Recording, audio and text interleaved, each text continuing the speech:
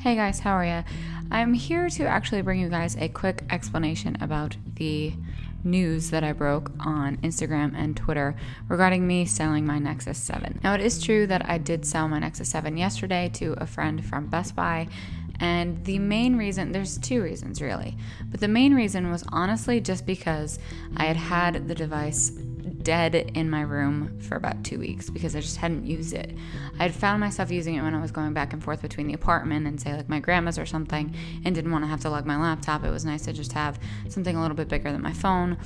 But now that I'm here all the time, I don't really find myself using the tablet. I didn't find myself using the tablet much, and honestly, when I needed to quickly access the internet on the go, I would just use my iPhone. Now the thing is, if Apple did release an iPad mini, it would be awesome given the form factor. I loved the 7-inch form factor, but I think that there's a very specific type of user that needs a tablet, and I'm not sure that I'm one of them. I didn't really find it to be fitting into my daily workflow as much as it had in the beginning. I think it was more just kind of the allure of the Android and trying that out that was really interesting to me and made me use it a lot. I did love it when I had it. The screen was awesome. Battery life kind of was sucky, but the whole experience was awesome. The second thing, though, to be honest, was really just that I am more of an Apple user, and that's not necessarily saying that I didn't enjoy Jelly Bean, because I did actually. It was very, very interactive in terms of customization. I loved that. I loved the ability to make it look however you wanted, your whole home screen and the interface itself. It was also a pretty fast tablet, which was awesome. There's no lag, or the lag thing was kind of a I guess misconception that I had heard about Android. But having tried it out myself, that's not necessarily the case. So, I mean, Android itself, the latest version, Jelly Bean, is all I can really comment on, having only used that.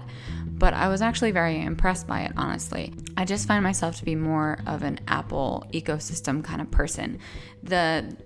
As much as I wish that there was a little bit of customization on the iPhone, I must admit that I do kind of like the structured app experience.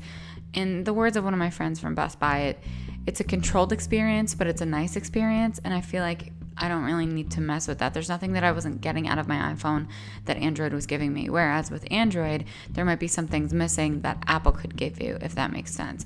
So in my personal opinion, I just find myself to work better with Apple products. And I think that I just kind of like the eye experience, to use David DeFranco's quote, a little bit more than the Android experience. And that's just me being an Apple fanatic / Mac user.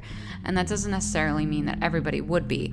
If you are an Android user, the Nexus 7 is an awesome option for you, especially at the $200 price point and given the form factor.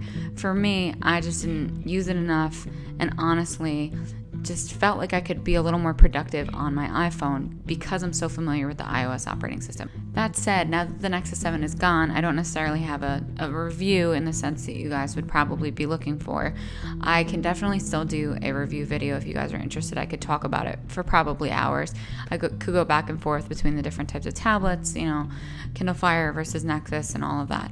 But I think that the best way to probably deal with this would be if you guys have some specific Nexus 7 questions, please leave them in the comments below or tweet them to me within the next week. So what is today? Today is the 18th.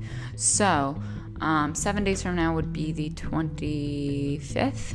So between now and September 25th, send me your questions regarding the Nexus 7, and I will make a follow-up video called the Nexus 7 Q&A, where I'd be happy to answer any questions that you guys may have that I would have potentially answered in a review otherwise.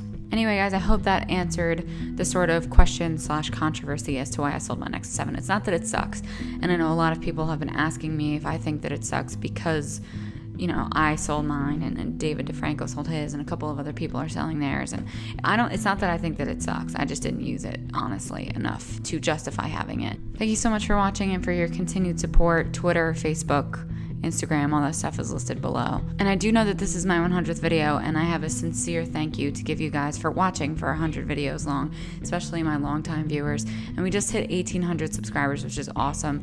It's fun to watch the numbers grow, but it's even more fun to get to talk with more and more of you about things that we mutually enjoy. I do have an icon related giveaway that I want to get to in the near future in honor of the 100th video, but I just have to get to more icons, and we'll we'll go from there. But it isn't going unnoticed, and I do appreciate your support, as I said.